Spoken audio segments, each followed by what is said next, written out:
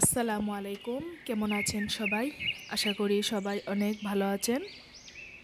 গত ভিডিওতে যে স্কার্টটা কাটিং করে দেখিয়েছিলাম, আজকে সেই স্কার্টটা কিভাবে সেলাই করেছি সেটি দেখাবো। প্রথমে আমি স্কার্টের উপরে টপসটা সেলাই করে নিব। তো টপস সেলাই করার জন্য প্রথমে টপসের পিছনের পার্টের চেইনটা লাগিয়ে নিব। তো চেইনটা লাগানোর জন্য এখানে 2 ইঞ্চি চৌড়া করে লম্বা করে একটা কাপড় নিয়ে নিয়েছি এবং কাপড়ের সাইড থেকে সুন্দর করে সেলাই করে নিয়েছি। এখন পিছনে যে আমি ফাড়া করে রেখেছিলাম 9 ইঞ্চি বরাবর, সেই 9 ইঞ্চি বরাবর এই কাপড়টা ফাড়ার মধ্যে সুন্দর করে ফিটিং করে বসিয়ে দিচ্ছি। সুন্দর করে সম্পূর্ণটা সেলাই করা হয়ে গেলে পরে আমি যে জামার যে ফাড়াটা রেখেছিলাম সেই ফাড়া বরাবর কাপড়টাকেও কেটে নিচ্ছি।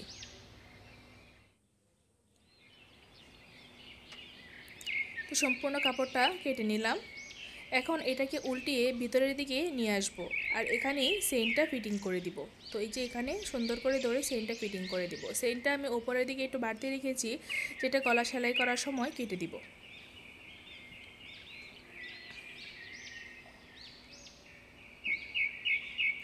সুন্দর করে ভাঁজ করে কাপড়টাকে ভিতরের দিকে ঢুকিয়ে চেইনটা বসিয়ে দিচ্ছি।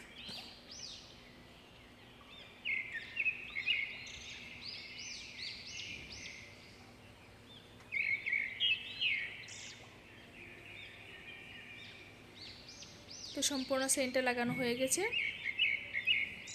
এবার ফুট সেলাই করে নিব। এটা হচ্ছে পিছন পার্ট।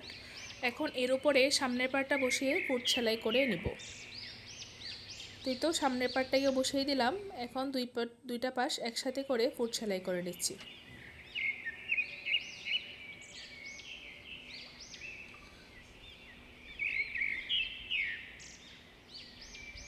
ফুট সেলাই করা হয়ে গেলে পরে আমি গলা সেলাই করে নিব। গলা সেলাই করার জন্য 2 ইঞ্চি চৌড়া করে লম্বা করে একটি কাপড় কেটে নিয়েছি আর এই কাপড়টাকে 2 ভাঁজ করে গলার ঠিক উল্টা পাশে বসিয়ে সেলাই করে দিচ্ছি। তো কাপড়ের যে পাশটা খোলা রয়েছে সেটা গলার দিকে রেখে সেলাই করে নিচ্ছি আর বন্ধ পাশটা ভিতরের দিকে রয়ে গেছে। তো সম্পূর্ণ কাপড়টা জোড়া লাগানোর পর এখন আমি এটাকে উল্টিয়ে জামার সোজা দিকে এনে সুন্দর করে সেলাই করে দিচ্ছি, অনেকটা মোটা পাইপিংয়ের মতো করে। সম্পূর্ণ গলাটা সেলাই করা হয়ে গেছে। এখন আমি হাতা সেলাই করে নিব।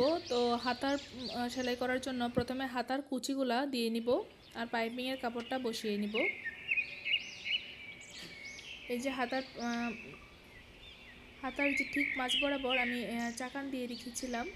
তো দুই পাশে সমান করে কুচিগুলো করে নিব। তো কুচিগুলো করার পর হাতার উপরের অংশে কুচিগুলো করার পর এখন নিচের দিকে পাইপিংটা যে সেটা লাগিয়ে নিচ্ছি। তো প্রথমে পাইপিংয়ের কাপড়টাকে জোড়া দিয়ে দিচ্ছি,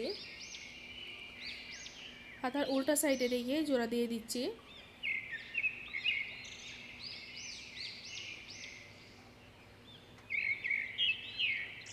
তো একটা হাতার মধ্যে পাইপিংয়ের কাপড় সম্পূর্ণটা লাগিয়ে নিয়েছি। এখন অপর হাতার মধ্যে ওইভাবে করেই লাগিয়ে নিব।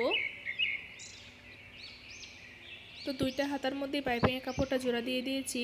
এখন পাইপিংয়ের কাপড়টাকে প্রথমে 1/2 ইঞ্চিতে একটা ভাঁজ দিয়ে তারপর আবারও আরেকটা ভাঁজ দিয়ে সেলাই করে নিচ্ছি।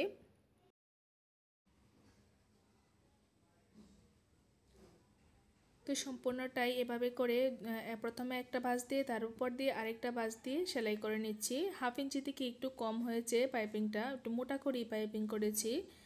তো এখন এই একটা হাতা সম্পূর্ণটা সেলাই করা হয়ে গেছে। হাতার মধ্যে পাইপিংটা করা হয়ে গেছে। এখন পাইপিংয়ের ঠিক উপরের দিকে লেসটা লাগিয়ে নিব। আমার ভিডিওগুলো যদি আপনাদের কাছে ভালো লেগে থাকে তাহলে প্লিজ আমার চ্যানেলটি সাবস্ক্রাইব করবেন, লাইক এবং শেয়ার করবেন আমার ভিডিওগুলা, এবং কেমন হয়েছে কমেন্ট করে জানাবেন। তো একটা হাতার মধ্যে লেসটা লাগানো হয়ে গেছে। এখন ঠিক এভাবে করে অপর হাতাটাও আমি তৈরি করে নিব। তো এখন গলার মধ্যে লেসটা লাগিয়ে নিব। গলার যেখানে পাইপিং করে সেলাই করে নিয়েছিলাম এর ঠিক নিচ বরাবর যে পিছনে যেখানে চেইন আছে সেখান থেকে আমি লেসটা লাগানো শুরু করব। ঘুরিয়ে সামনে পিছনে পুরাটা গলায় লেস লাগিয়ে দিব। তো গলার পিছন থেকে সামনে পর্যন্ত সম্পূর্ণটা ঘুরিয়ে লেসটা লাগিয়ে নিচ্ছি। তো গলার মধ্যে লেসটা সম্পূর্ণটা লাগানো হয়ে গেছে। এখন আমি গটি হাতার জন্য প্লাস্টিক লাগিয়ে নিব। হাতার যেখানে লেস লাগিয়েছিলাম তার ঠিক 1 ইঞ্চি উপরে। তো এর জন্য 9 ইঞ্চি লম্বা করে প্লাস্টিক কেটে নিয়েছি। এখন টেনে টেনে ধরে এই প্লাস্টিকটা লাগিয়ে নিচ্ছি। ঠিক অপর হাতাতেও ঠিক এভাবে করেই প্লাস্টিকটা লাগিয়ে নিব। তো প্লাস্টিক লাগানোর পর একটা হাতা জয়েন্ট দিয়ে দিয়েছি। তো এখন এভাবে করে অপর হাতাটাকেও জয়েন্ট দিয়ে দিব। তো আর হাতার যে কুচিগুলা সেগুলা তো আমি আগেই করে রেখেছিলাম। জয়েন্ট দেওয়ার সময় যদি হাতা ছোট হয়ে যায় আর আর্মহোল বড় হয়ে যায় তাহলে তো পাশ থেকে হাতার একটা করে কুচি খুলে নিলেই হয়ে যাবে। তো আমার ক্ষেত্রে এরকম হয়নি, আমার সম্পূর্ণ হাতাটাই একদম আর্মহোলের সাথে একদম সমান সমান হয়ে গেছে। তো সম্পূর্ণ হাতাটাই সেলাই করে নিয়েছি। কারণ হাতা লাগানোর পর জামার নিচের অংশে কুচি দেওয়ার জন্য আমি 3 ইঞ্চি চৌড়া করে কিছু কাপড় কেটে রেখেছিলাম। তো সেই কাপড়টাকেই কুচি করে নিচ্ছি।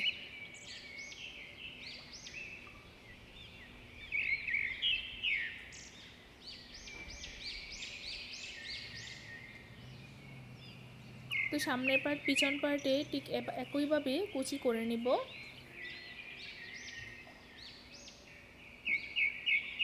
তো সম্পূর্ণটা কুচি করা হয়ে গেছে।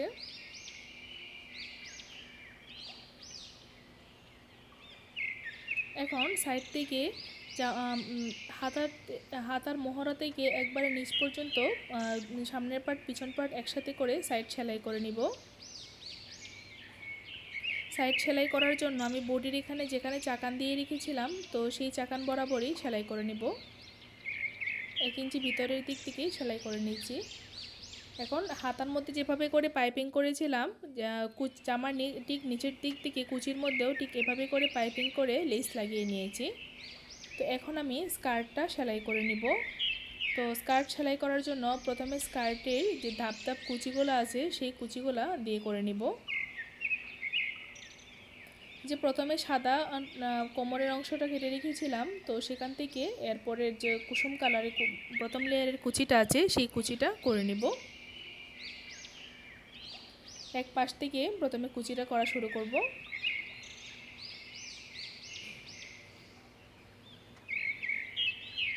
প্রথম লেয়ারের কুচিটা দেওয়া হয়ে গেছে।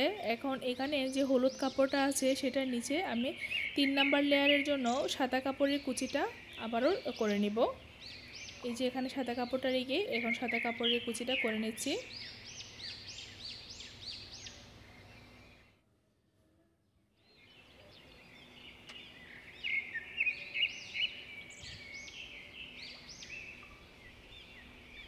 তো সম্পূর্ণটা কুচি করে নিচ্ছি।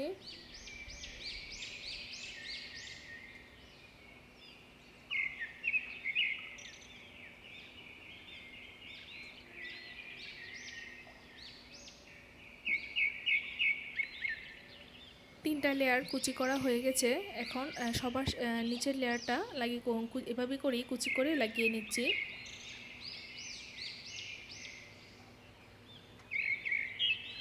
তো সম্পূর্ণটা আগের যে দুইটা লেয়ার যেভাবে করে কুচি করে লাগিয়ে নিয়েছি এটাকে এভাবে করে কুচি করে লাগিয়ে নিব। তো সবগুলো লেয়ার কুচি করা হয়ে গেছে। এখন সাইড থেকে সাইডটা সেলাই করে জোড়া দিয়ে নিব। একবারে উপর থেকে সাইডটা সেলাই করে নিব। তো এখান থেকে সাইডটা সেলাই করে নিয়েছি। এখন উপরের প্লাস্টিকটা লাগানোর জন্য প্লাস্টিকের ঘর তৈরি করে নিব। তো এই জন্য প্রথমে 1/2 ইঞ্চিতে একটা ভাঁজ দিয়ে সেলাই করে নিচ্ছি। তো 1/2 ইঞ্চিতে ভাঁজ দিয়ে সম্পূর্ণটা সেলাই করে নিব উপরের কোমরের অংশটা। তো 1/2 ইঞ্চি ভাঁজ দিয়ে সেলাই করার পর ঠিক 1.5 ইঞ্চি বরাবর আরেকটা ভাঁজ দিয়ে এখন সেলাই করে নিচ্ছি।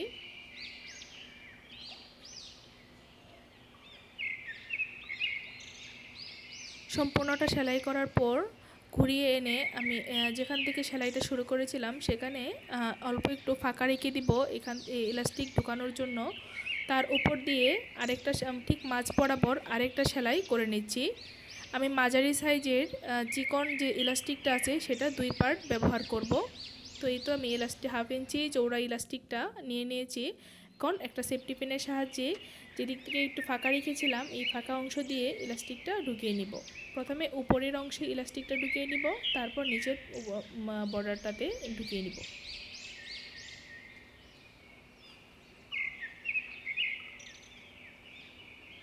তো সম্পূর্ণ ইলাস্টিকটা ঢুকিয়ে অপর মাথাটাকে বের করে নিয়েছি। এখন দুইটা মাথা একসাথে করে সেলাই করে নিচ্ছি। তো একটা পার্টে ইলাস্টিক লাগানো হয়ে গেছে, এখন ঠিক এভাবে করে নিচের পার্টটাতেও ইলাস্টিক লাগিয়ে নিব। তো ইলাস্টিক লাগানো হয়ে গেলে এখন আমি লেস লাগিয়ে নিব। তো নিচের দিকেও আমি চিকন করে নিচের বর্ডার সেলাই করে নিয়েছি। এখন প্রথমে নিচের দিকে লেসটা লাগিয়ে নিব।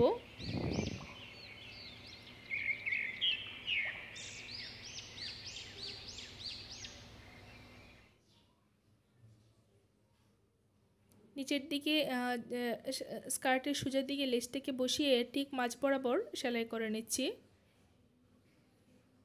এভাবে করে সম্পূর্ণ নিচের পার্টটা ঘুরিয়ে লেসটা লাগিয়ে নিব।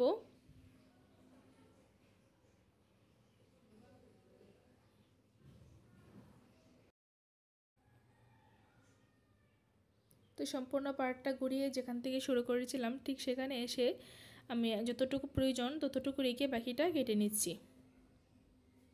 তো নিচের লেয়ার লেসটা লাগানো হয়ে গেছে। এখন ঠিক এর উপরে যেখানে সাদা পার্টটার সাথে লাস্টের পার্টটা জয়েন করেছিলাম ঠিক এই সেলাইয়ের উপরে এই লেসটা লাগিয়ে নেব।